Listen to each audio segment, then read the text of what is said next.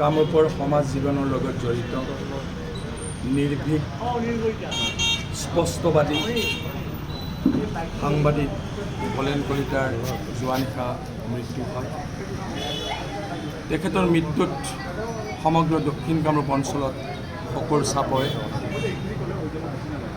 আৰু ভলেন কলিতাই তেখেতৰ জীৱনকালত স্পষ্টভাৱে নিৰপেক্ষভাৱে বাতৰি পৰিৱেশন কৰিছিল আৰু তেখেতে সমাজ জীৱনৰ প্ৰায়বোৰ অনুষ্ঠানৰ লগত জড়িত হৈ সমাজৰ হকে কাম কৰিছিল। বিশেষকৈ পলাশবাৰী ৰাস মহোৎসৱ, দুৰ্গা পূজা, পলাশবাৰী সাহিত্য সভা আদি কৰি দক্ষিণ কামৰূপত জন্ম লাভ কৰা সাংবাদিক মঞ্চবিলাকতো তেখেতে অগ্ৰণী ভূমিকা গ্ৰহণ কৰিছিল।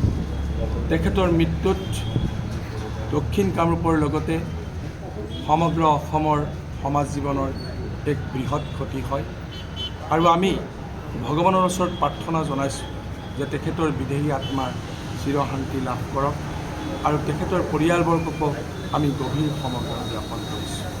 আৰু তেখেতৰ মৃত্যুৰ লগে লগে আজি দক্ষিণ কামৰূপ প্ৰেছ ক্লাবে এই ওপৰশালীৰ চিলাৰায় ভৱনৰ সন্মুখত ৭৫গৰাকী বন্তিৰে তেখেতক যি শ্ৰদ্ধা জ্ঞাপন কৰিছে, আমি ভাবোঁ তেখেতৰ বিদেহী আত্মাই চিৰশান্তি লাভ কৰক আৰু প্ৰেছ ক্লাবে লোৱা এই কাৰ্যসূচীত ধন্যবাদ জ্ঞাপন কৰিছোঁ। আৰু আমি ভলেন কলিতাক অনাগত দিনত জীয়াই ৰাখিব লাগিব। তেখেতৰ কৰ্মৰাজি আমি নতুন প্ৰজন্মৰ আগত দাই ধৰিব লাগিব আৰু তাকে কৈ পুনৰ ভলেন কলিতাৰ আত্মাৰ চিৰশান্তি কামনা কৰি মই আপোনালোকৰ আগত অসমৰ সংবাদ জগতখনৰ বাবে এক সুখবৰ। নৰূপ নসাজেৰে প্ৰায় ৩০ বছৰীয়া অভিজ্ঞতাপুষ্ট সাপ্তাহিক কবচ পুনৰ এবাৰ ৰাজ্যৰ মাজলৈ। স্বত্বাধিকাৰী প্ৰণীতা কলিতাৰ দ্বাৰা প্ৰকাশিত আৰু অমৰজ্যোতি প্ৰিণ্টাৰ্ছ, গুৱাহাটী কমাৰ্চ কলেজৰ বিপৰীত ফালে মুদ্ৰিত।